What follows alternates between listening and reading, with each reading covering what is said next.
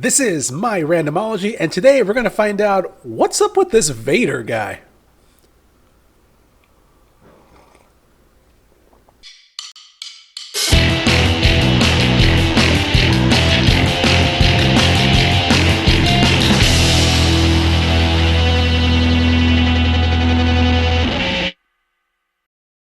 Episode 5, The Empire Strikes Back.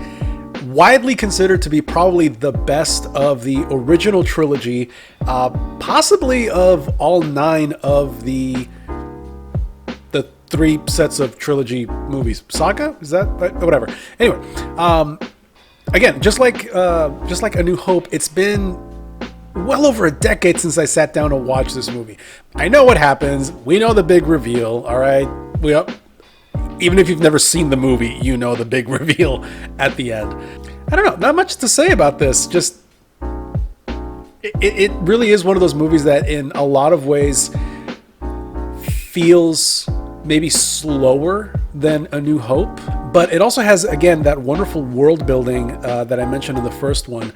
It has a lot of contrast to it. The most explicit, probably, the visual of this time we're on an ice planet.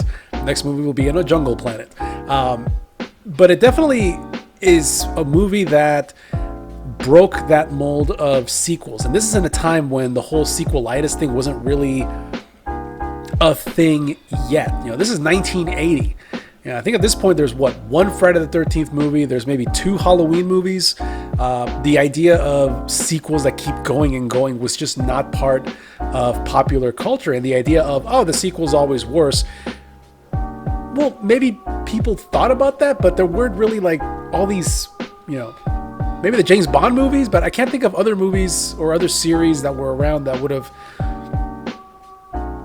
imparted that belief into the viewing audience. But anyway, I'm rambling. Let's get to The Empire Strikes Back. But before we do, if you like what you're seeing, go ahead and click that Patreon link, become a patron, contribute a little bit every month, and you too can be part of all this. You can tell me what movies to watch next. We have one more Star Wars left to go. We're doing Fear Street right now. There's 2 episodes of Loki left, but after that, hey, I got a list of movies that I'd like to see, but I'm going to put it on polls for you guys to vote on. But that's only if you are, in fact, a patron. So, with that being said, let's get to The Empire Strikes Back.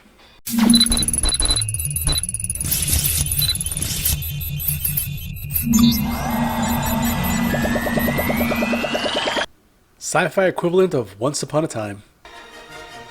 I will never tire of that music and that graphic. Ever.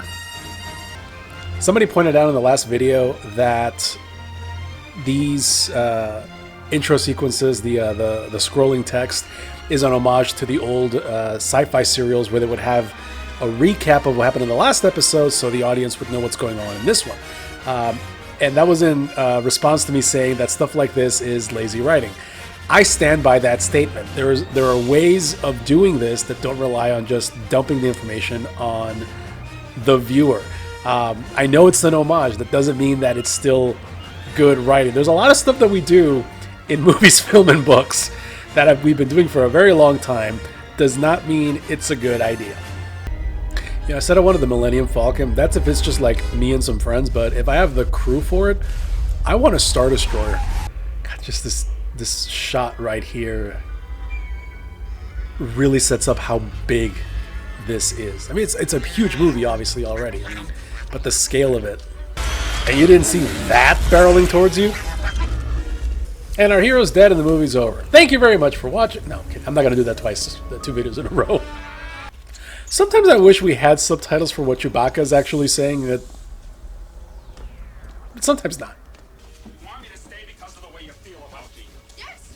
I love that nobody in this entire sequence has turned over to look at them, like they're just kind of used to them having these little discussions all over the place. Princess Leia is wondering about Master Luke. He hasn't come back yet. She doesn't know where he is. I don't know where he is. Nobody knows where he is. What do you mean nobody knows? Well, you said... Deck officer! Deck officer! Excuse me, sir. Might I... Yes, sir. Dialogue's definitely a lot better too. Like it feels a lot more spontaneous. Oh, Minnesota in May. I know it gets explained somewhere in the expanded stuff, but how exactly did Luke get put up there and then frozen? This is one of those effects that was not in the original cut, where you never really got a good look at the Wampa. But I do like these little pickup shots that they did, where you actually get to see the damn thing now. So, it's an addition. It doesn't replace anything. By the way, if there's a lot of popping getting picked up on the mic, is I'm recording this on the 4th of July, and there's a bunch of fireworks outside. Where are we on limbs now? That's 2, right? R2's just a little Swiss Army knife, isn't he? I love stop motion, just the amount of work that goes into it. And I know a lot of my students, when they see some of these old clips, they'll comment that it looks very jittery, it looks fake, and all these things. But I mean, nobody was going for like photorealism, you know, at the time. You know, it was the best that could be done with, you know, what was available. Luke? Luke? Is this thing on? There you will learn from Yoda, the Jedi Master who instructed me. I mean, one of the Jedi Masters who instructed me. There was a whole school, big temple. I don't want to go into details, you know, but whatever.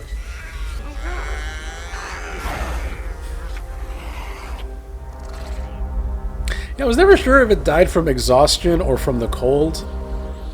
Not that it really matters, I was just curious. I lived in Mexico and South Texas my entire life before I went to Indiana to do my undergrad. The first winter I was there was the coldest winter that they'd had in like 20 years or something ridiculous like that. In that moment, I knew exactly how Han felt. General Rykin thinks it's dangerous for any ships to leave the system until we've activated the energy field. It's a good story. I think you just can't bear to let a gorgeous guy like me out of your sight. Very few actors can do smarmy like Harrison Ford. Well, I guess you don't know everything about women yet. And you don't know about Ancestry.com and the fun things you'll find out.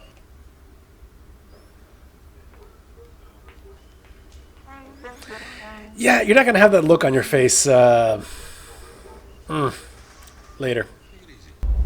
I love that the Star Destroyers are kind of like the default ship that we've come to know and love in the franchise to this point, and they're huge. And then we see this.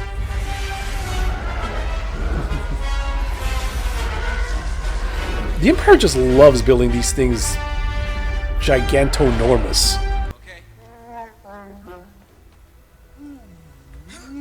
And his ribcage cracks. And seeing this the first time, I remember thinking that like that looks like a city, like a full-blown city, just on top of that ship. Just the scale of it. I'm perpetually amused by the video artifacts and the static and things like that on these. Everything from the binoculars to the screens here. When they don't use film, I mean, it makes sense. I mean, that's what they had to record this on physically in the real world. But I like that it's kind of. I mean, it's anachronistic. It doesn't make a lot of sense, but it's a style thing at this point. It's a nice brisk -50 centigrade right now.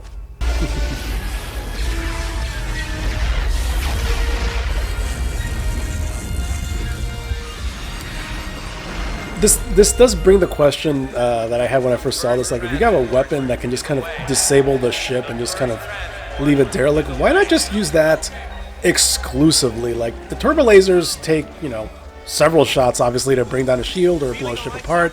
Ion cannon, couple shots, ship's dead in the water. I know there's an explanation in universe, but that question did pop up in my head when I first saw it. This is what I mean by the video effects. Like, there's no reason that this should have those artifacts on there. There's a deleted scene that I didn't see until a few years ago, where apparently the section of the base was closed off because they found there was a Wampa in there, so they had to put these signs on the doors. And then later, when they're evacuating, they're being chased by the stormtroopers, and 3PO rips the sign off the door where the Wampa is, and the troopers walk past, open the door, one of them gets pulled in, and Vader just casually just looks in there, and they keep going like nothing happened. I love this mission in Shadows of the Empire, the old N64 video game. I could never get this timed right in the game.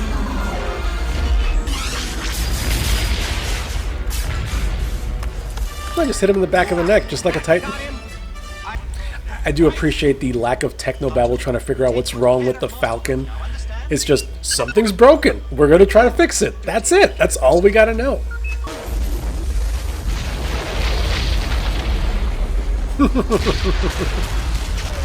Just a couple light bulbs going off and you get the effect.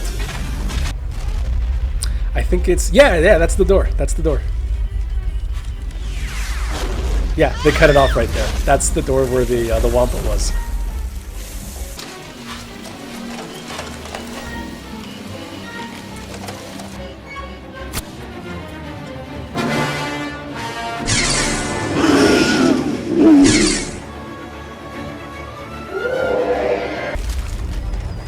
Ah, crap. Klansman.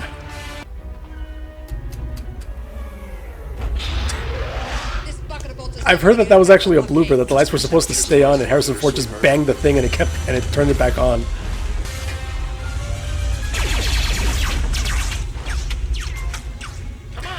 When we played Star Wars RPG tabletop, I had enough at one point to buy my own shit. I made sure I had one of those guns on there.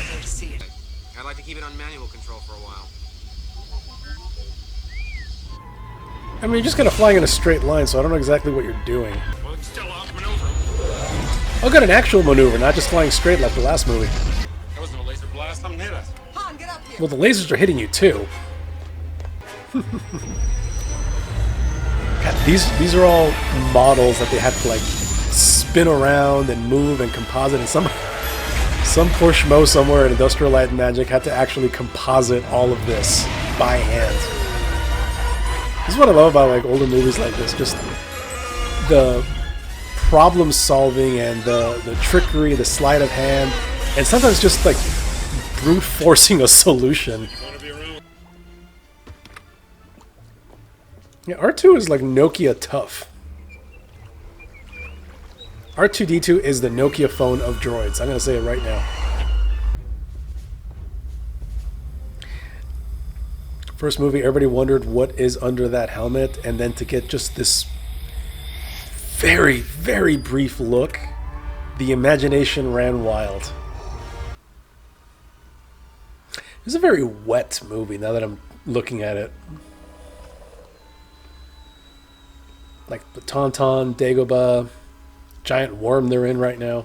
It's a really wet movie. Now all I gotta do is find this Yoda.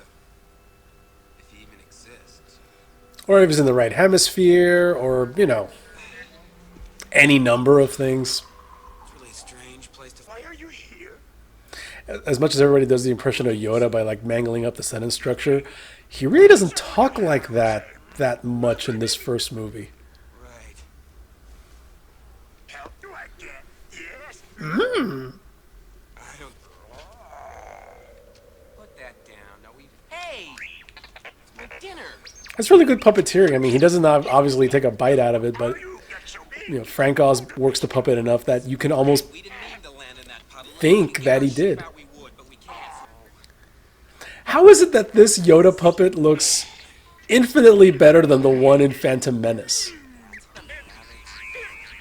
I think it's probably because this Yoda is a lot more dynamic here. Like, the eyes, everything. It's got more of a little pug face in this one, too. R2? Stay and watch after the camp. Not exactly a Rottweiler, this one. See, give me this, like, just heavy steel machinery and not, like, the Worship, I'm only trying to... plasticky, Apple-looking, like, future tech that a lot of sci-fi uses. This, I don't know. I mean, obviously it's not real. I mean, obviously these are all props, but it feels real. I mean, there's a basis in real machinery.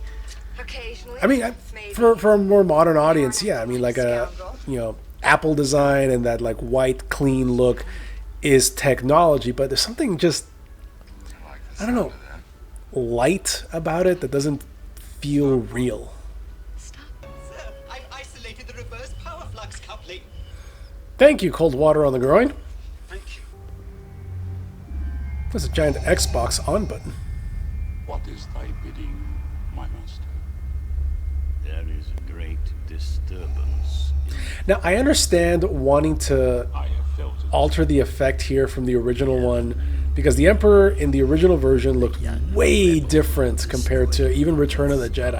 I get wanting to maintain that consistency, Offspring of Anakin Skywalker. but again, it's the same problem I had with the first movie where it's like you're replacing effects that were put there, Lord Vader. and it's more for aesthetic reasons. I don't know. I have an issue with a lot of these replacements. He's just a... If he could be turned, he would become a powerful ally. Yes. He would be a great asset. Both of them forgetting that there were only ever at any one time 2 Sith, right? Join us. That was a thing, right? Master. R2, didn't Luke tell you to stay with the camp? All his life as he looked away to the future, to the horizon, never his mind on where he was, what he was doing. Says the guy that completely missed a Sith infiltration that brought down the Old Republic. A Jedi craves use the I'm curious about the timetable that the movie takes place in, just like how long it took from Hoth to now to the end of the movie. And I've seen a lot of like explanations. Some of them apparently are from canon sources, some are fan theories, things like that. But I think and what makes the most sense, because Luke does learn a lot here, is that it takes actually a few days or maybe weeks. That's based on the fact that, you know, the bounty hunters have to get in from the core systems all the way out to the rim. The fact that the Falcon does not have a hyperdrive, so they had to go to Bespin at sublight. So, yeah. We'll never get it out now. So certain? No. Final. Do. Or do not. There is no try. Which is actually kind of counter to what I teach my students. You know, half the class is just trying. Are you people fighting the Covenant out there? Jesus.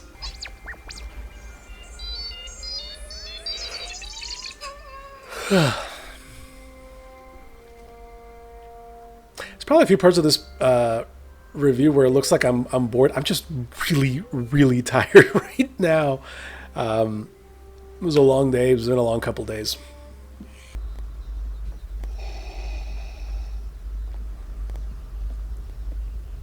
I love those two officers in the back. They just kind of like, nope. There is a perfectly acceptable alternative in extreme circumstances. The Empire may be gracious enough.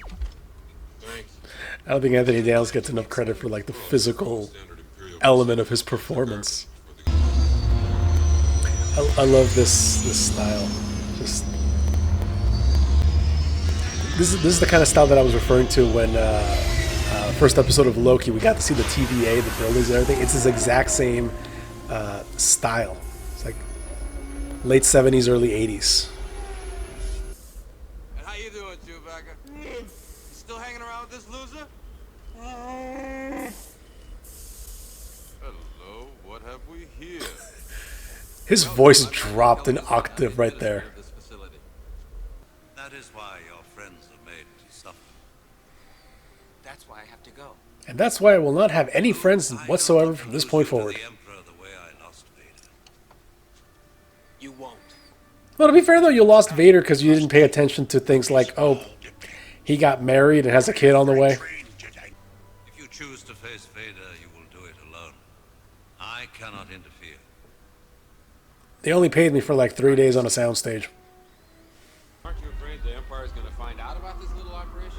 The fact that this counts as a little hidden operation really tells you how big things are in the Star Wars universe. I've just made a deal.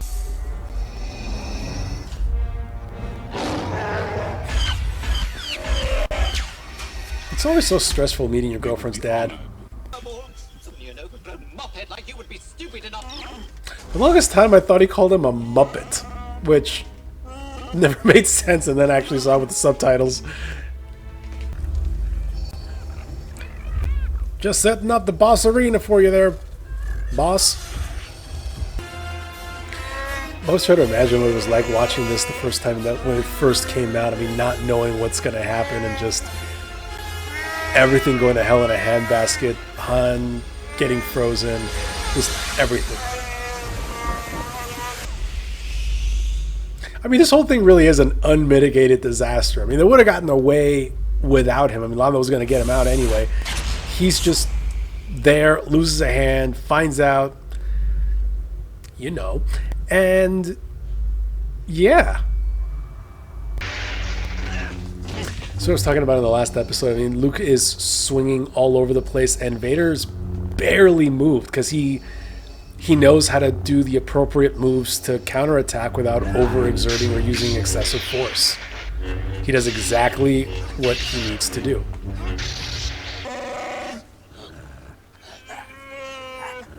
What? It sounds like Han. Let's do it just to save Han. Oh, there's a little bit of hope right here too. That's part of what stings. I mean, this movie really does end on a really bleak note. I just thought it was so weird that as an interpreter who has to interact with a lot of people, that C-3PO is really a whiny little bitch sometimes. But then I remember that Anakin Skywalker is the one that built him, and then it makes a lot more sense. For being a series that is iconic for its soundtrack, the lack of music in these fight scenes between Vader and Luke is kind of jarring, actually, but it just really highlights the intensity of the scene. He told me you killed him. No.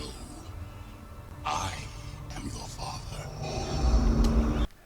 And see, this was made at a time when you didn't have, you know, online leaks and stuff like that. I mean, obviously, the stuff still came out. There were magazines and things like that that would, you know, post about the production of movies and things of that sort.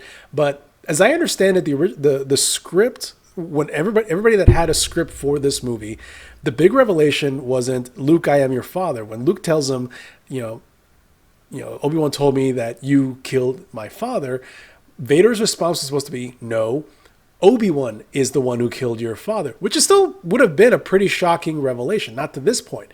But they managed to keep it hidden because the reveal is just audio, right? It's just James Earl Jones recording it. So as I understand it, it was George Lucas.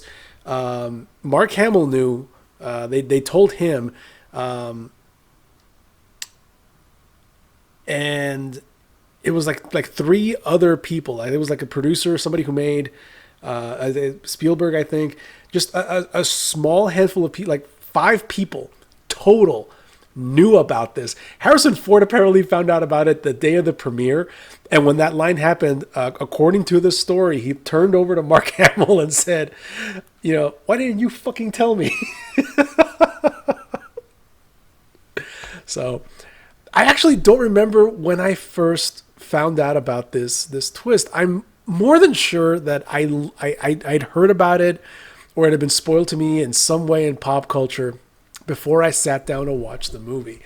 But one of the things I'm very much looking forward to doing, passing on the nerd torch, is when my daughter finally sits down and watches these movies, you bet I am going to film her as she watches this one scene, because you only get to experience this scene once in your life.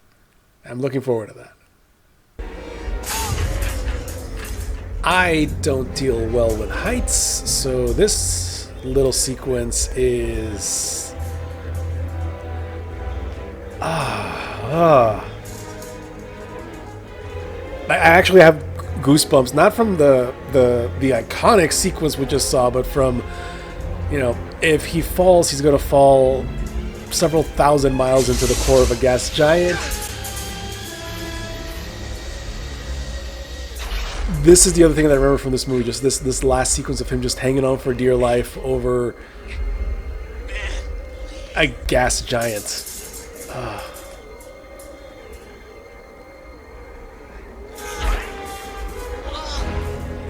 I'm really not acting, by the way. Like, this is giving me like an anxiety that is difficult to describe. Touch it.